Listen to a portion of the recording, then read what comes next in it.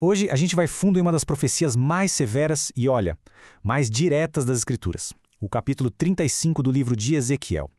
É basicamente um veredito, uma sentença mesmo, contra uma nação inteira, que é representada por uma única montanha.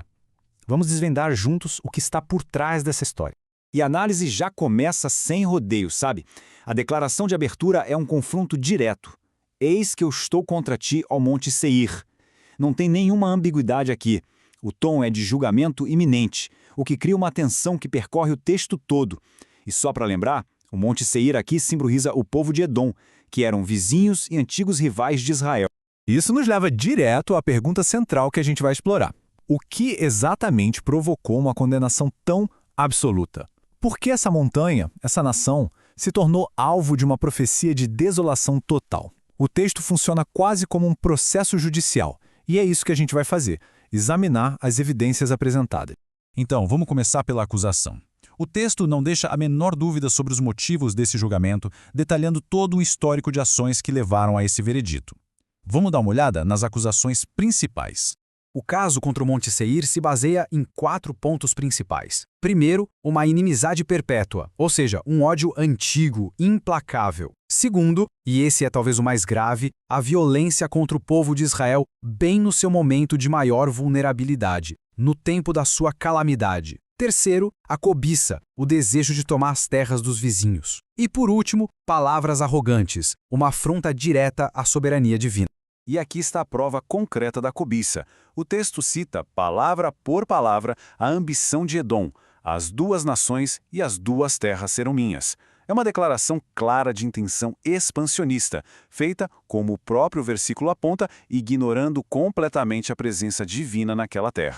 A acusação final é a de arrogância verbal, de blasfêmia, basicamente. O versículo 13 é muito direto. Assim vos engrandecestes contra mim com a vossa boca. Mas o ponto crucial aqui, o que arrepia, é a frase final. Eu o ouvi. Isso passa aquela ideia de que nenhuma palavra de desafio ou desprezo passa despercebida. Com isso, a acusação está completa. Bom, com as acusações todas estabelecidas, o texto se volta para a sentença. E aqui a linguagem se torna brutal, muito vívida. Não estamos falando de uma punição leve, mas de uma aniquilação total, uma reversão da vida para a desolação completa. O julgamento vai se desenrolando em etapas, e cada uma é mais severa que a anterior. Primeiro, as cidades vão ficar desertas. Depois, vem uma imagem muito poderosa. O sangue te perseguirá. Em seguida, os montes, que antes eram cheios de vida, vão ficar cobertos de mortos. E por fim, o estado final, uma desolação perpétua, uma terra que nunca mais seria habitada. A sentença é absoluta. E este ponto aqui ilustra de forma brilhante o princípio central da sentença, a justiça retributiva. A punição reflete o crime, sabe? É um espelho. O versículo 15 deixa isso claríssimo. A transgressão foi que Edom se alegrou com a desolação de Israel. Qual é a punição? Edom também será desolado. Aquela alegria maliciosa de ver a queda do vizinho se torna a medida exata da sua própria ruína. Mas por quê? Qual é o propósito final de um julgamento tão devastador assim? A punição por si só não é o fim da história. O texto é muito explícito sobre o objetivo maior por trás de tudo isso. E é para lá que a gente vai agora.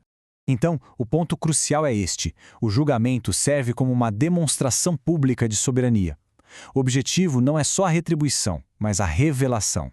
É uma declaração de autoridade não apenas para Edom, mas para todas as nações que estavam observando, afirmando quem de fato está no controle da história. Essa ideia é reforçada por esta frase, que aparece como um refrão poderoso ao longo do capítulo, lá nos versículos 4, 9 e 15. E sabereis que eu sou o Senhor. Essa é a conclusão de cada etapa do julgamento. A desolação, as cidades vazias, a ruína perpétua, tudo isso converge para esse reconhecimento final de identidade e de poder. E este versículo resume perfeitamente o propósito de tudo. A ação de julgar é, em si, um ato de autorrevelação. Eu me farei conhecer quando te julgar. O julgamento de Edom se torna o palco no qual a autoridade divina é demonstrada, sem deixar nenhuma dúvida para Israel e para o mundo. E tudo isso nos deixa com uma reflexão final. A história do Monte Seir é um relato antigo sobre crime, punição e soberania. Mas a questão que fica é, como narrativas como esta, que misturam justiça, vingança e revelação divina, continuam a influenciar a nossa compreensão desses conceitos até hoje. Fica aí uma pergunta para se pensar. Obrigado por acompanhar esta análise com a gente.